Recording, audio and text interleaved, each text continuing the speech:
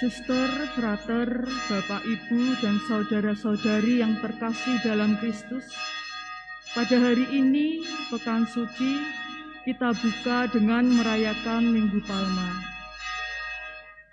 Dalam Pekan Suci ini, gereja merayakan misteri penyelamatan yang dilaksanakan Yesus pada hari terakhir hidupnya di dunia. Perayaan Minggu Palma mengenangkan peristiwa Yesus masuk kota Yerusalem secara meriah dan juga mengenangkan sengsaranya. Dahulu ia dielu-elukan di Yerusalem, kini di gereja dan kelak di surga. Penyambutan Kristus sebagai Raja dilaksanakan lewat pemberkatan dan perarakan palma. Misteri kesengsaraan Kristus dikenang lewat perayaan Ekaristi secara mencolok menampilkan sengsara Kristus. Ibadat Minggu Palma terdiri dari dua bagian, yaitu upacara pemberkatan palma dan perayaan Ekaristi. Pada saat pemberkatan palma, hendaknya umat mengangkat daun palmanya. Demi kenyamanan semua umat, HP mohon untuk di-silent atau dimatikan. Masker mohon dipakai dengan baik atau dengan semestinya. Perayaan Ekaristi pada sore hari ini akan dipimpin oleh Romo Andi. Marilah kita ikuti perayaan Ekaristi ini dengan penuh hikmat. Umat dimohon untuk menghadap ke arah pintu masuk gereja untuk mengikuti upacara pemberkatan palma.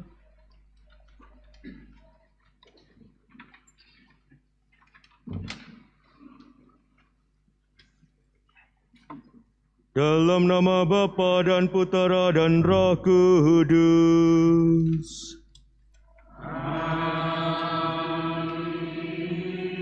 Kasih karunia dan damai sejahtera dari Allah Bapa dan dari Tuhan kita Yesus Kristus bersamamu. Dan bersama rohmu. Saudara-saudari terkasih, sudah sejak awal masa Prapaskah kita menyiapkan diri dengan olah tobat dan karya amal kasih.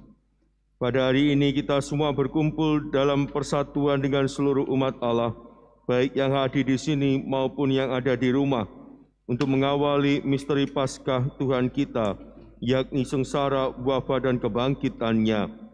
Untuk menggenapi misteri ilahi, Yesus memasuki Yerusalem kotanya. Oleh karena itu, marilah dengan penuh iman dan bakti kita mengiringi Tuhan sambil mengenangkan peristiwa yang menyelamatkan itu. Dengan demikian kita memetik buah salib suci, yakni kebangkitan dan kehidupan.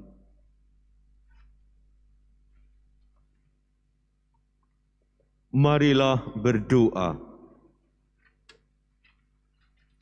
Ya Allah, tambahkanlah iman kami yang berharap padamu, dan dengan murah hati berkatilah kiranya daun-daun palma ini dan daun-daun yang dibawa oleh umat-Mu pada saat ini di rumah mereka masing-masing. Semoga kami yang hari ini memegang daun palma untuk mengelung-elungkan Kristus, juga menghormati Engkau dengan hidup baik menurut semangat Kristus. Dengan daun palma ini, kami mau mengiringi Raja Kristus dalam perjalanannya menuju Yerusalem. Semoga kelak kami pun diperkenankan memasuki Yerusalem abadi bersamanya dengan pengantaran Kristus Tuhan kami.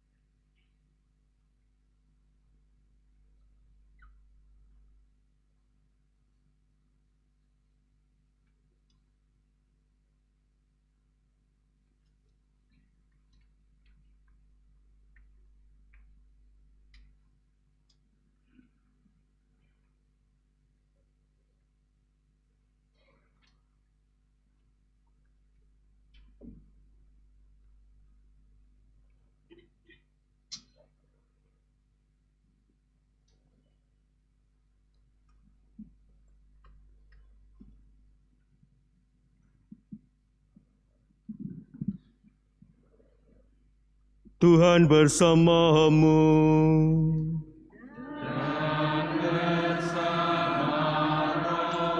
Inilah Injil suci menurut Lukas.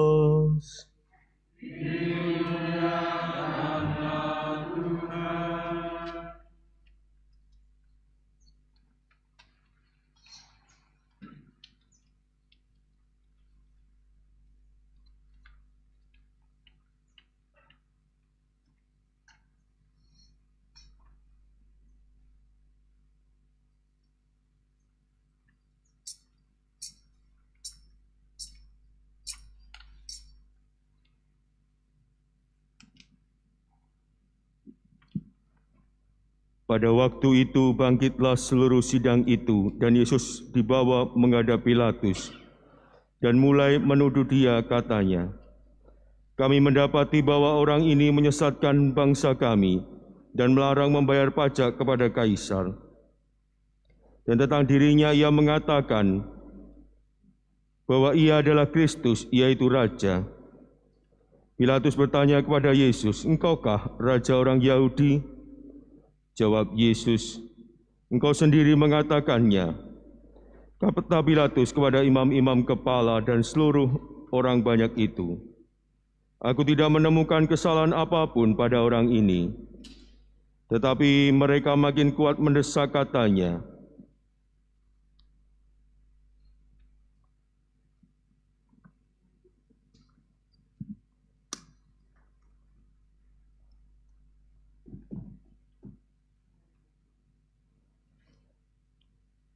dalam perjalanannya ke Yerusalem ketika telah dekat Betfage dan Betania, yang terletak di gunung yang bernama Bukit Zaitun, Yesus menyuruh 2 orang murid-Nya dengan pesan, "Pergilah ke kampung itu, kamu akan mendapati seekor keledai muda tertambat yang belum pernah ditunggangi orang.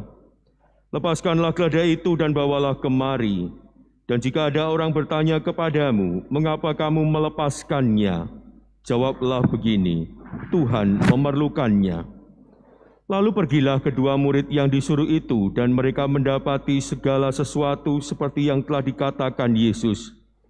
Ketika mereka melepaskan keledai itu, berkatalah orang yang empunya keledai itu, "Mengapa kamu melepaskan keledai itu?"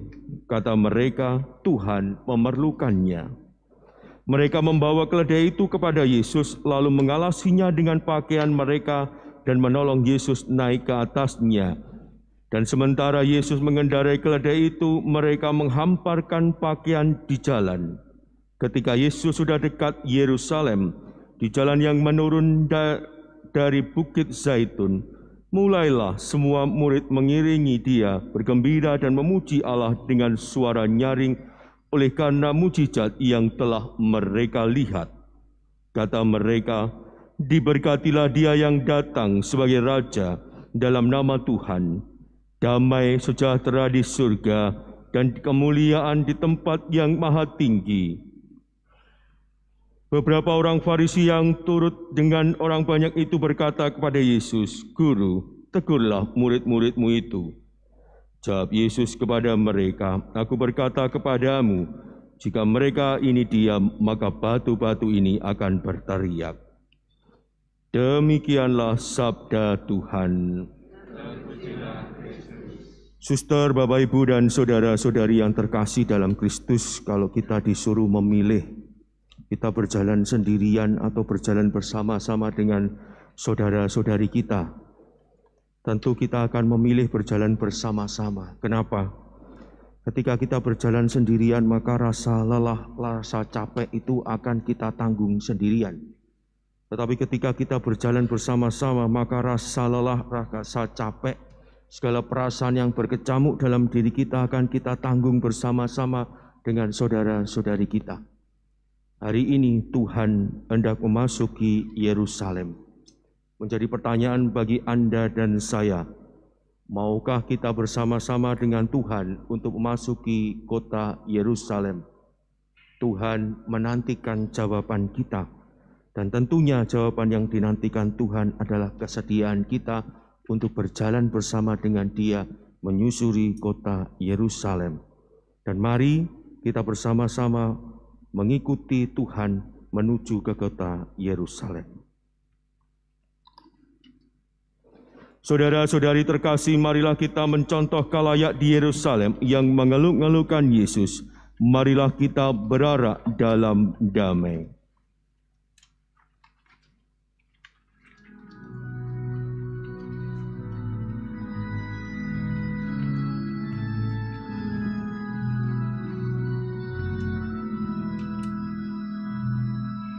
Dikala Yesus disambut di gerbang Yerusalem, umat bagai lautan dengan palma di tangan. Dikala Yesus disambut di gerbang Yerusalem, umat bagai lautan dengan palma di tangan.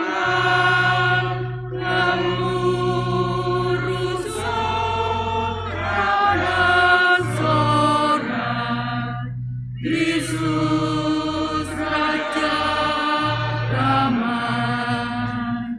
Yerusalem, Yerusalem, lihatlah Rajamu.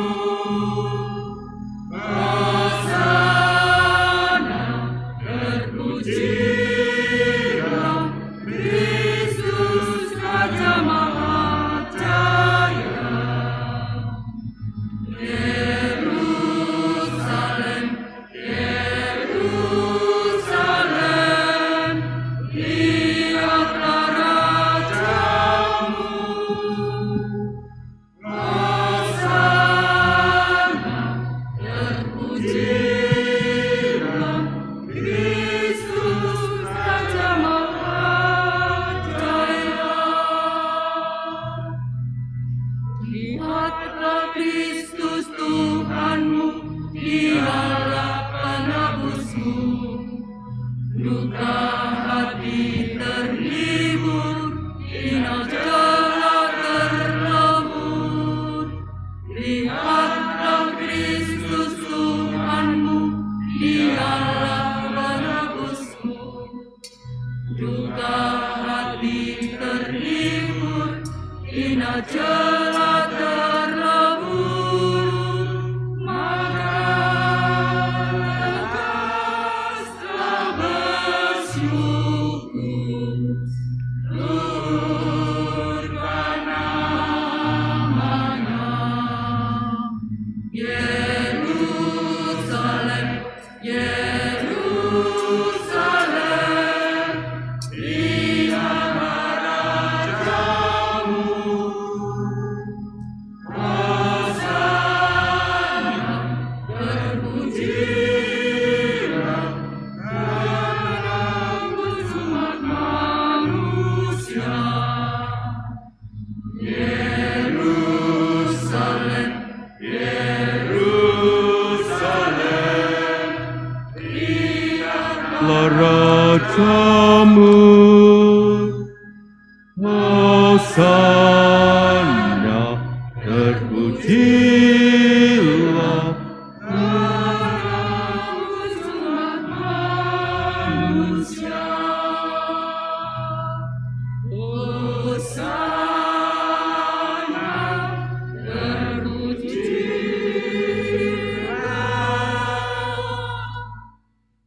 Kristus baru dunia. Marilah berdoa. Allah yang Maha Kuasa dan Kekal, Engkau telah menyerahkan Juru Selamat kami yang telah menjadi manusia dan direndahkan sampai wafat di salib sebagai teladan kerendahan bagi umat manusia. Perkenankanlah agar kami meneladani sengsaranya dan pantas untuk bangkit bersama Dia yang bersama dengan Dikau dalam persatuan Roh Kudus, hidup dan berkuasa Allah sepanjang segala masa.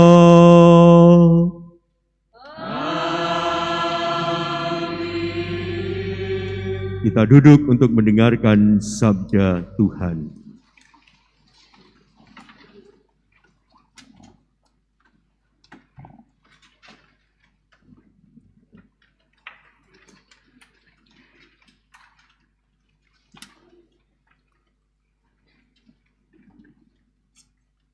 Bacaan dari kitab Yesaya. Tuhan Allah telah memberikan kepadaku lidah seorang murid, supaya dengan perkataanku aku dapat memberi semangat baru kepada orang yang letih lesu. Setiap pagi ia mempertajam pendengaranku untuk mendengar seperti seorang murid. Tuhan Allah telah membuka telingaku, dan aku tidak memberontak, tidak berpaling ke belakang. Aku memberi punggungku kepada orang-orang yang memukul aku, dan pipiku kepada orang-orang yang mencabut janggutku. Aku tidak menyembunyikan mukaku ketika aku dinodai dan diludahi. Tetapi Tuhan Allah menolong aku, sebab itu aku tidak mendapat noda. Maka aku meneguhkan hatiku seperti keteguhan gunung batu, karena aku tahu bahwa aku tidak akan mendapat malu. Demikianlah sabda Tuhan. Syukur kepada Allah.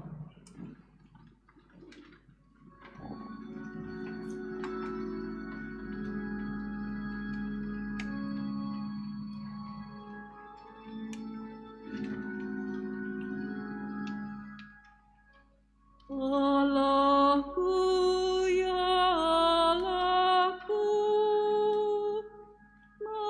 mengapa kau tinggalkan aku? Allahku, ya Allahku,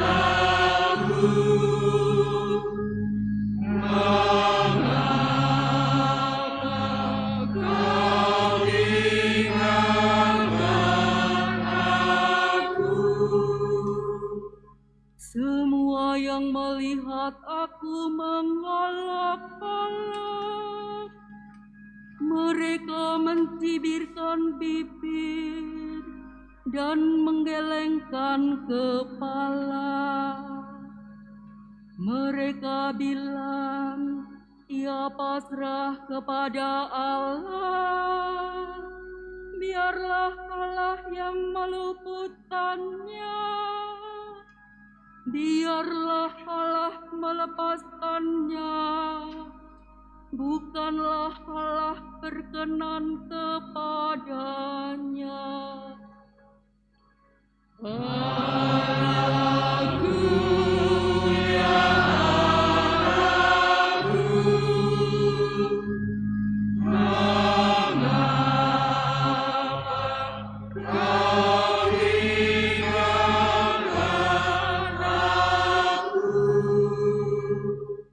Sekawanan hunting mengerumuni aku, gerombolan penjahat mengepung aku.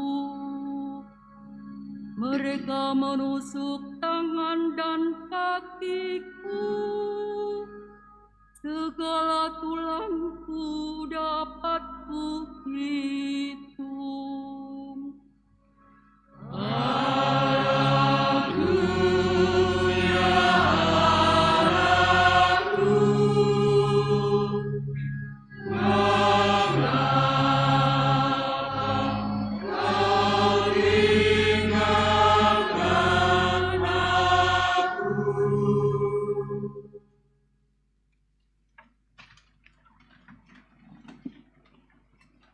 Bacaan dari surat Rasul Paulus kepada jemaat di Filipi. Saudara-saudara, walaupun dalam rupa Allah, Kristus Yesus tidak menganggap kesetaraan dengan Allah itu sebagai milik yang harus dipertahankan. Sebaliknya, Ia telah mengosongkan diri dan mengambil rupa seorang hamba dan menjadi sama dengan manusia.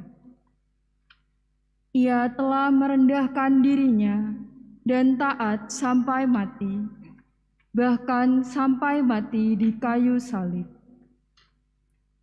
Itulah sebabnya Allah meninggikan Dia dan menganugerahinya nama di atas segala nama, supaya dalam nama Yesus bertekuk lututlah segala yang ada di langit, yang ada di atas dan di bawah bumi, dan bagi kemuliaan Allah Bapa, semua lidah mengakui Yesus Kristus adalah Tuhan.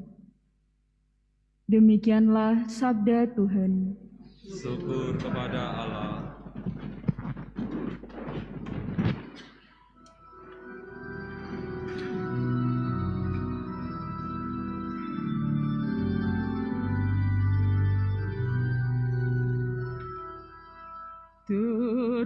Terpujilah Kristus Tuhan, Raja mulia dan kekal. Terpujilah Kristus Tuhan, Raja mulia dan kekal. Kristus sudah taat bagi kita. Dia taat sampai mati, bahkan sampai mati di kayu salib.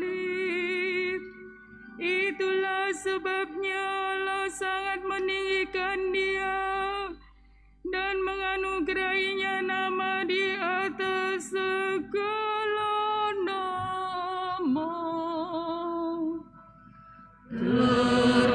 Terpujilah Kristus Tuhan, Raja mulia dan kekal.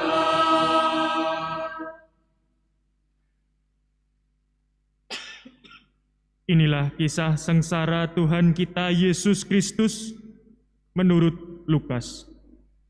Dimuliakanlah Tuhan.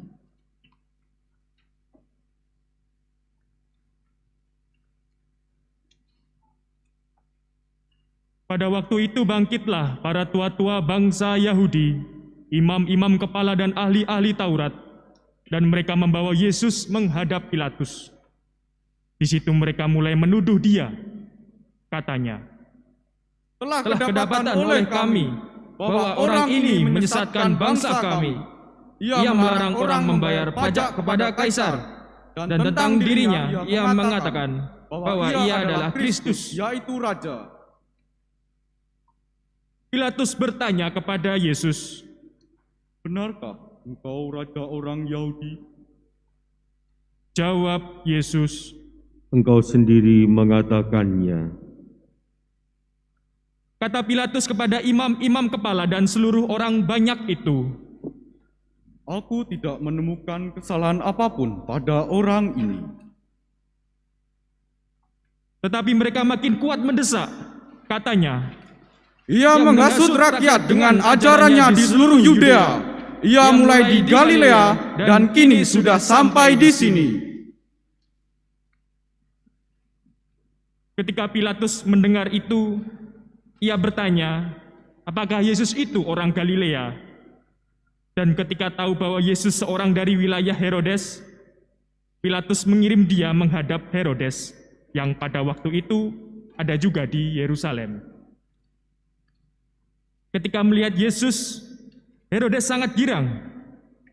Sudah lama ia ingin melihat Yesus, karena ia sering mendengar tentang Dia.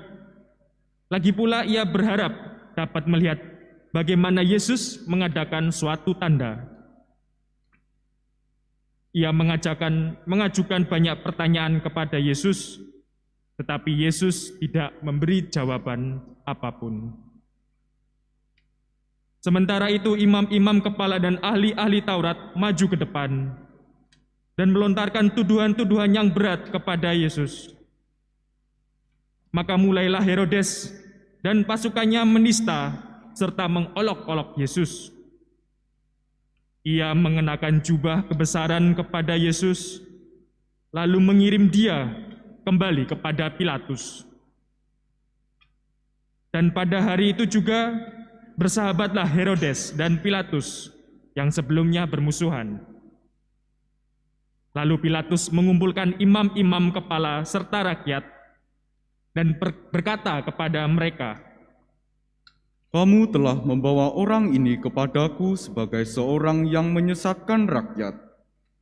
Kamu lihat sendiri bahwa aku telah memeriksanya, dan dari kesalahan-kesalahan yang kamu tuduhkan kepadanya, tidak ada apapun yang dilakukannya yang setimpal dengan hukuman mati. Jadi aku akan mengajar dia lalu melepaskannya. Sebab Pilatus wajib melepaskan seorang tahanan bagi rakyat pada hari raya itu. Tetapi mereka berteriak bersama-sama, Henyalah dia, lepaskanlah Barabas bagi kami. Barabas ini dimasukkan ke dalam penjara berhubung dengan suatu pemberontakan yang telah terjadi di dalam kota dan karena pembunuhan. Sekali lagi Pilatus berbicara dengan suara keras kepada mereka karena ia ingin melepaskan Yesus. Tetapi mereka berteriak membalasnya, Salibkanlah dia, salibkanlah dia.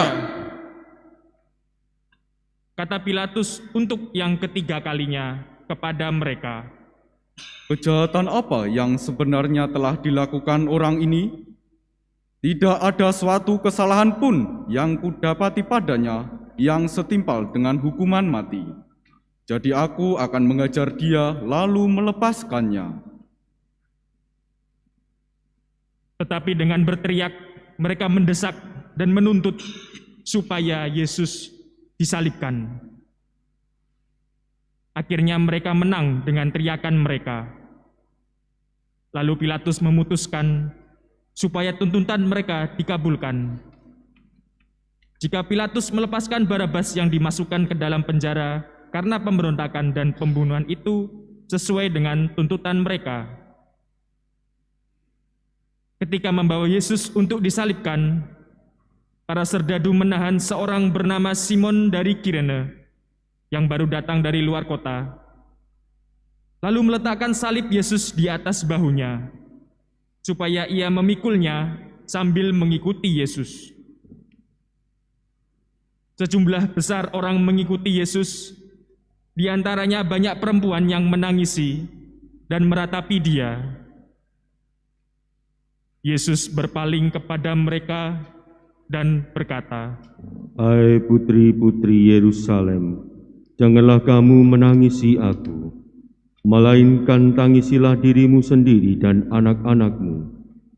Sebab lihat, akan tiba masanya orang berkata, berbahagialah perempuan mandul, berbahagialah perempuan yang rahimnya tidak pernah melahirkan dan yang tidak pernah menyusui. Maka orang akan mulai berkata kepada gunung-gunung, runtuhlah menimpa kami, dan kepada bukit-bukit, timbunlah kami. Sebab jikalau orang berbuat demikian terhadap kayu hidup, apakah yang akan terjadi dengan kayu kering? Bersama Yesus digiring juga dua orang lain, yaitu dua penjahat, untuk dihukum mati bersama-sama dengan Dia. Ketika mereka sampai di tempat yang bernama Tengkorak, mereka menyalibkan Yesus di situ. Bersama Yesus disalibkan juga kedua orang penjahat itu, yang seorang di sebelah kanan, yang lain di sebelah kirinya. Ketika bergantung di salib, Yesus berkata, "Ya Bapa, ampunilah mereka, sebab mereka tidak tahu apa yang mereka perbuat." Dan mereka membuang undi untuk membagi pakaian Yesus. Orang banyak berdiri di situ dan melihat semuanya. Pemimpin-pemimpin mengejek Yesus, katanya, Orang lain ia selamatkan. Biarlah sekarang ia menyelamatkan dirinya sendiri, jika ia benar-benar Mesias, orang yang dipilih Allah. juga prajurit-prajurit mengolok-olok dia. Mereka mengunjukkan anggur asam kepadanya dan berkata, Jika engkau Raja orang Yahudi, selamatkanlah dirimu. ada juga tulisan di atas kepalanya, "Inilah Raja orang Yahudi." Salah seorang dari penjahat yang digantung itu menghujat Yesus. Katanya, Bukankah engkau Kristus? Selamatkanlah dirimu dan kami. tetapi penjahat yang seorang lagi menegur dia. Katanya, Tidakkah engkau takut juga tidak kepada Allah? Padahal engkau menerima hukuman yang sama. Kita memang selayaknya dihukum, sebab kita menerima balasan yang setimpal dengan perbuatan kita. Tetapi orang ini tidak berbuat sesuatu yang salah. lalu ia berkata kepada Yesus, Yesus, ingatlah akan aku apabila engkau datang sebagai Raja. kata Yesus kepadanya, Aku berkata kepadamu, sesungguhnya pada hari ini juga engkau akan ada bersama-sama aku di dalam Firdaus. ketika itu kira-kira pukul 12. Kegelapan meliputi seluruh daerah itu sampai jam 3, sebab matahari tidak bersinar. Ketika itu tabir bait suci terbelah dua, lalu Yesus berseru dengan suara nyaring, Ya Bapa, ke dalam tanganmu kuserahkan nyawaku. dan sesudah berkata demikian, Yesus menyerahkan nyawanya.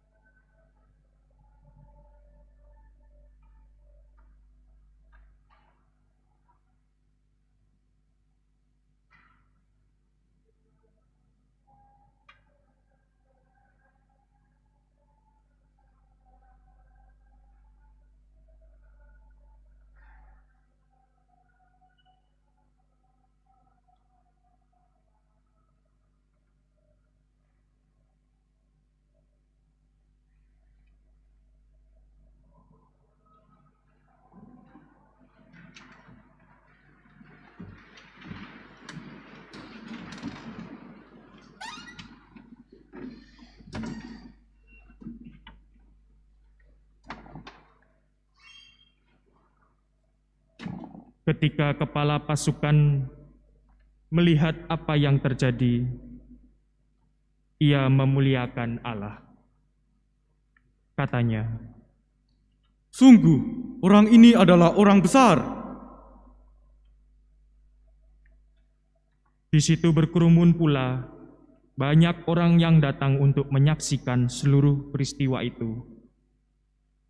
Sesudah melihat apa yang terjadi itu, pulanglah mereka sambil memukul-mukul diri. Semua orang yang mengenal Yesus dari dekat, termasuk perempuan-perempuan yang mengikuti dia dari Galilea, berdiri jauh-jauh dan melihat semua itu.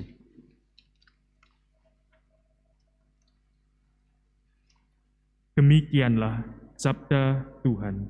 Terpujilah Kristus.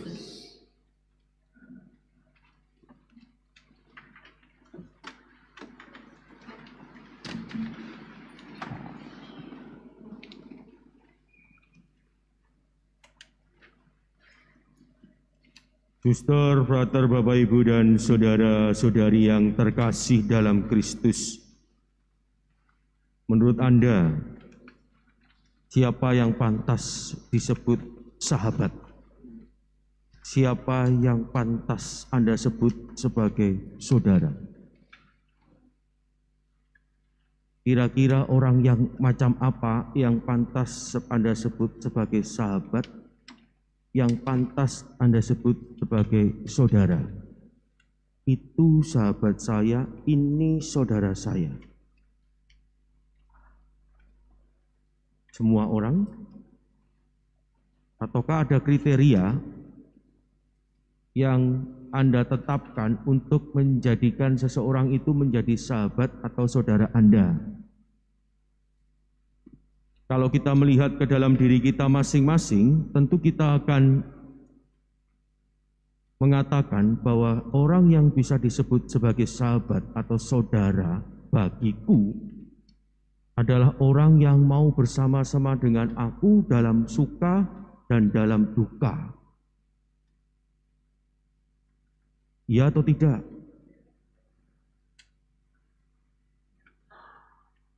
Dan itulah yang akan kita katakan kepada saudara kita, kamu sahabatku karena kamu mau bersama-sama dengan aku dalam suka dan dalam duka. Saat sehat, sakit, dalam situasi apapun selalu bersama-sama dengan aku.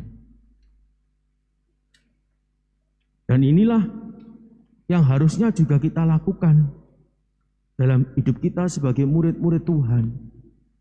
Tuhan itu mau datang bersama-sama dengan kita dalam segala situasi hidup kita. Apapun situasinya, Dia selalu bersama-sama dengan kita. Di saat kita bahagia, Dia ada di tengah-tengah kita, meskipun kita seringkali tidak menganggapnya. Karena kita berfokus pada kebahagiaan kita dan lupa bahwa Tuhan ada di situ. Ketika kita sedang menderita, Tuhan hadir di situ bersama-sama dengan kita. Dan seringkali kita bertanya kepada Tuhan, Tuhan, apa salahku? Kemana Engkau pergi, Tuhan? Padahal Tuhan tetap ada di situ. Ketika kita dalam keterpurukan, Tuhan juga tetap ada di situ. Untuk menemani, untuk mendampingi, untuk membimbing dan mengarahkan hidup kita. Kalau Tuhan selalu dan senantiasa bersama-sama dengan kita dalam hidup ini, bahkan tak pernah meninggalkan kita barang sedetik pun. Pertanyaannya bagi Anda dan saya, maukah kita bersama-sama dengan Tuhan terus-menerus? Ataukah kita hanya mau bersama dengan Tuhan ketika Tuhan sedang menampakkan kemuliaan-Nya? Ketika Tuhan seolah-olah diam saja, apakah kita mau tetap bersama dengan Tuhan? Ketika Tuhan seolah-olah tak berbuat apa-apa, maukah kita tetap bersama-sama dengan Tuhan? Berjalan bersama-sama dengan Tuhan? Hari ini Anda dan saya ditanya oleh Tuhan, maukah kita berjalan bersama dengan Tuhan? Dalam bacaan hari ini, kita diajak oleh Tuhan kembali merenungkan hidup kita sebagai murid-Nya. Kita seringkali seperti orang-orang yang dalam bacaan Injil tadi berteriak, Hosana, Hosana putra Daud, Hosana putra Daud. Tetapi di satu sisi kita juga berteriak, salibkan dia, dan salibkan dia. Maka Tuhan hari ini telah mengampuni semua kesalahan kita. Ia memohon ampun atas segala kesalahan dan dosa kita.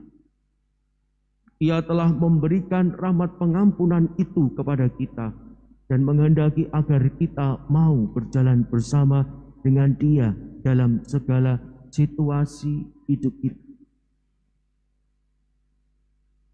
Kalau hari ini Tuhan bertanya kepada Anda dan saya, ketika Ia dalam hidup ini berusaha untuk membawa kasih, apakah kita juga mau bersama-sama dengan Tuhan senantiasa membawa kasih kepada semua orang yang ada di sekitar kita tanpa terkecuali?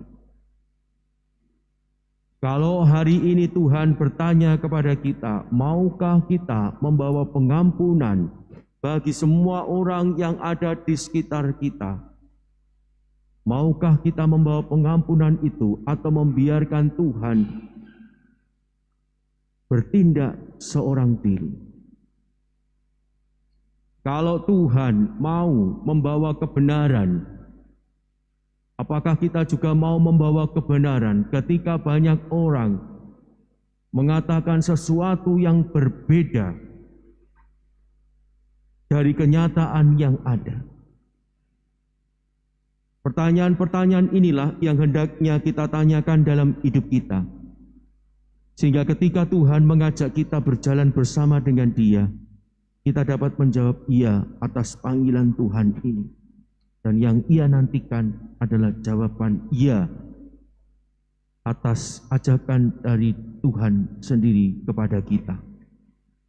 Jawaban itu tidak hanya manis di bibir, tetapi jawaban itu tentu harus nyata dalam tindakan hidup kita sehari-hari.